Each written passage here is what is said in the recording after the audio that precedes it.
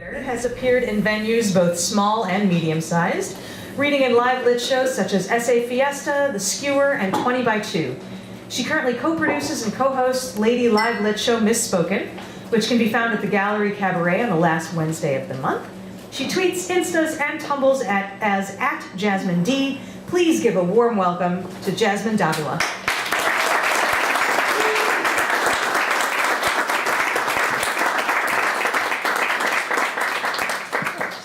Thank you so much. Yes. Sorry I'm late, guys.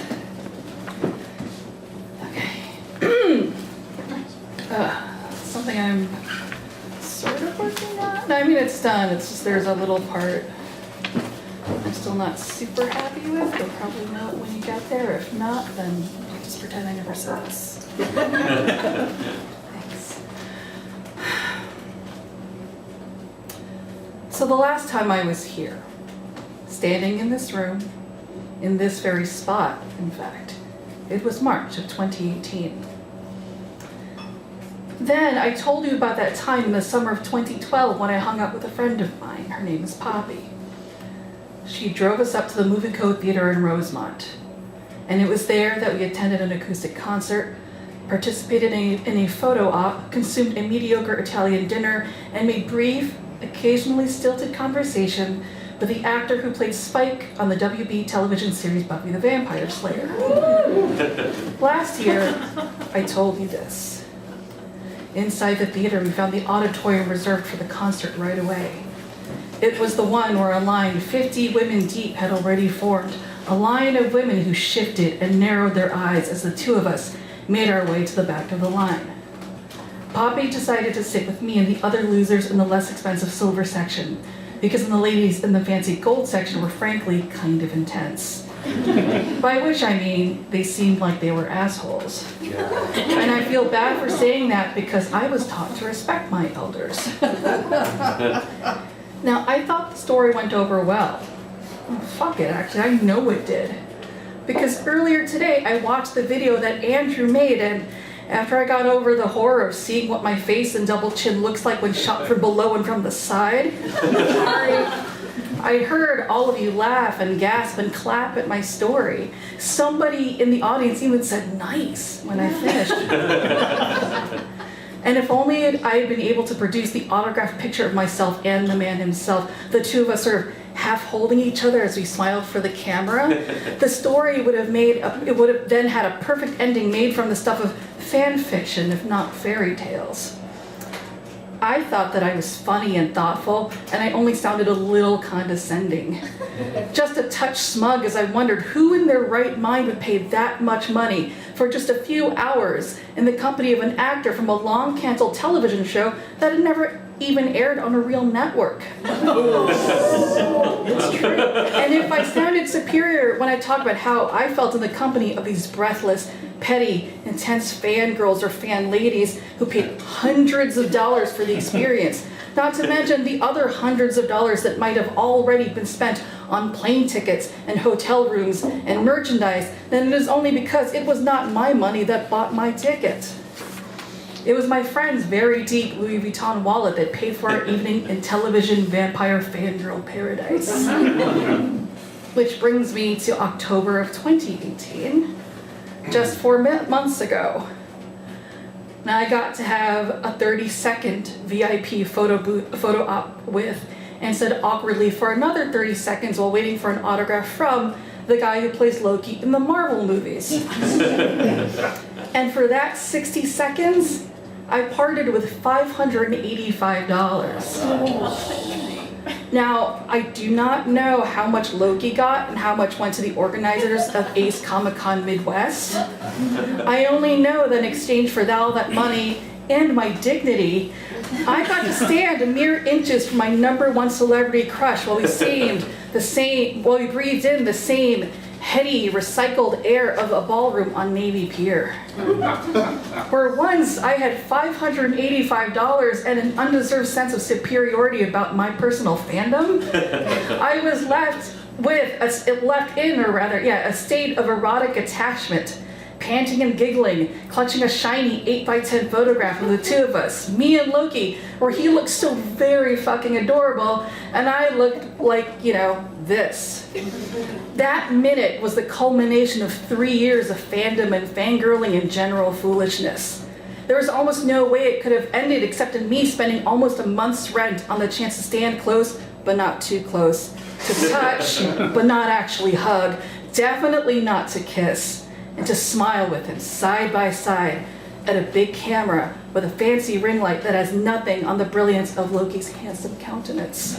Like I said, fucking foolishness. And I deserved it. All of it.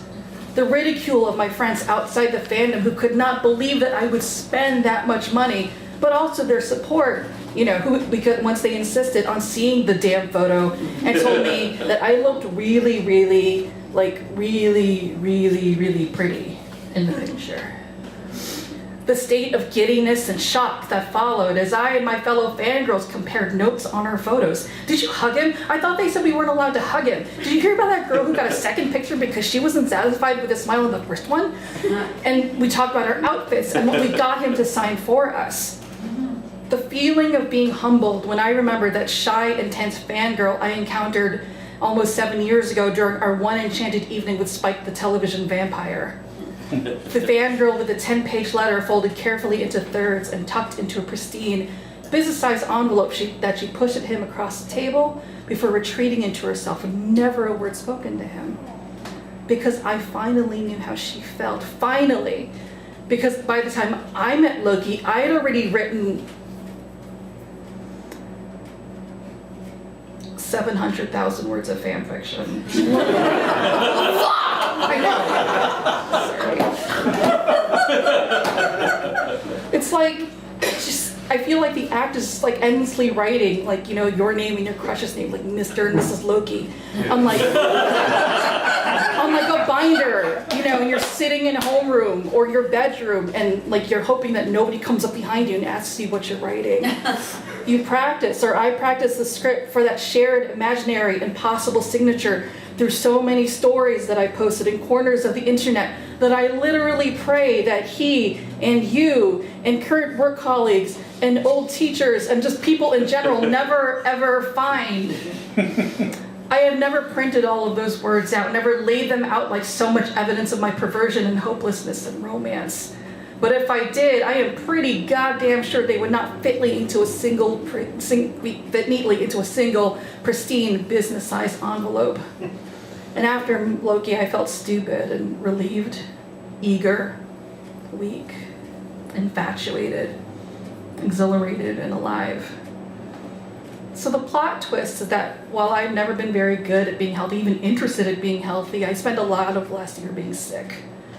Not so sick that I was bedridden and debilitated, but sick enough for things like mammograms and biopsies, lumpectomies, a lot of oncologists, 2 kinds in fact. Not a tumor, not really, just a tiny cluster of cells that you could barely see. I found out for sure that it was cancer 2 weeks before I actually met Loki. Taking the call from my surgeon on Wabash, just north of Randolph, the train was rattling overhead and I had to run somewhere relatively quiet so I can hear him say to me what it was. It ended up being the lobby of like a TJ Maxx or something. Mm-hmm. This phone call was the culmination of months of sitting in sterile rooms, lonely, dressing and undressing, waiting and watching the concerned professional faces of the doctors and nurses who looked at me and talked to me and treated me. And I was lucky, I am lucky that I have decent health insurance that covered the cost of the treatment. That I didn't have to pay for anything because I had already reached my deductible months before this had begun. Left me room enough in my budget, such as it is, to find $585 so I could buy myself 60 seconds with my celebrity crush. Microinvasive intraductal carcinoma. The thing that I like about the name is that it sounds dangerous and lethal, capable of killing. But the microinvasive means that it's small, it's barely mated, and still lethal, but maybe not fatal. Most likely not fatal. It's cute, kind of like those little Funko Pop vinyl figurines of superheroes like Captain America and supervillains like Loki. So that's what I wanted to tell Loki when I met him, that that I had this cancer that wasn't really cancer, but it was, and I kind of thought it was cute and dangerous like I thought he was. So I named my cancer Loki after him, but not like in honor of him. And wasn't that funny? Wasn't that special? But I didn't say anything, not until later, but now that I think about it, it would have been nice to give him that, to give him something to think about, to make him think of me just a little bit in a different way. Before we stood close, but not too close. Turned together to look at the camera and smile. Thank you. Oh.